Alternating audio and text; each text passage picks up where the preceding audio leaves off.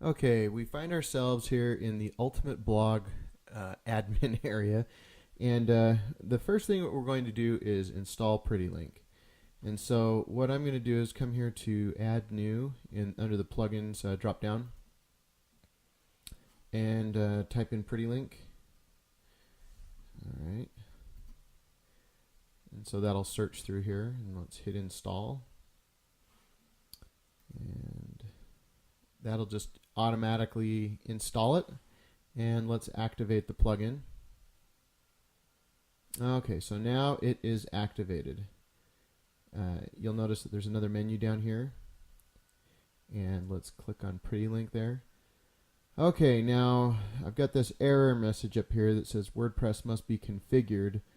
PrettyLink won't work until you select a permalink structure other than default.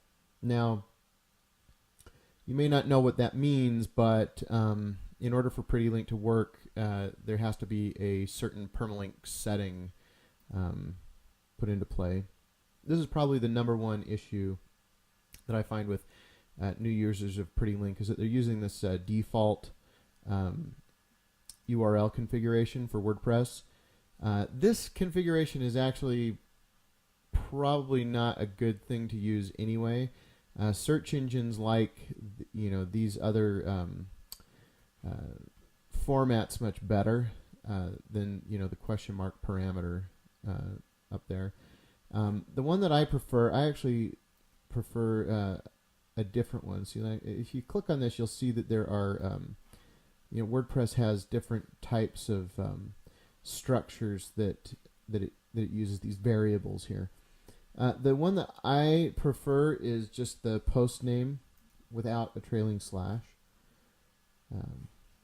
That basically will just create a slug for each post or page that you put on your in WordPress, and it will base it on the title of the article. So let's hit Save Changes here, and if we come back here to PrettyLink, we can see that that error message is gone, so we're ready to start creating PrettyLinks. First, let's look at an article that we wrote here, and it looks like I've got the permalink structure there. Let's go here to this article, and let's just select this entire URL. So let's create a link that's an internal URL, meaning that it points back at the blog. And let's paste it right there. And instead of doing the auto-generated slug here, let's just type in Beyonce, right? And let's leave the title blank. The PrettyLink will actually go in and take the title of the target URL and create a title for you automatically if you just leave it blank. And we won't worry about any link options right now, but let's just hit create. Okay, so now you can see that it just took that title and just created the link name. And let's go ahead and oh, I spelled Beyonce wrong. Oh well. Let's just copy that, and on the Mac I just do a Command C, and I'll open up a new tab here and hit paste. And as you can see, it redirects to that full slug that was created there. Now, there's one thing that you should know about PrettyLink, and that is that part of the power of using it is that you can actually, it manages not only internal links, so aliases to internal pages and posts, but it will also manage any link that you put into it, just as if it were a link on your own domain name.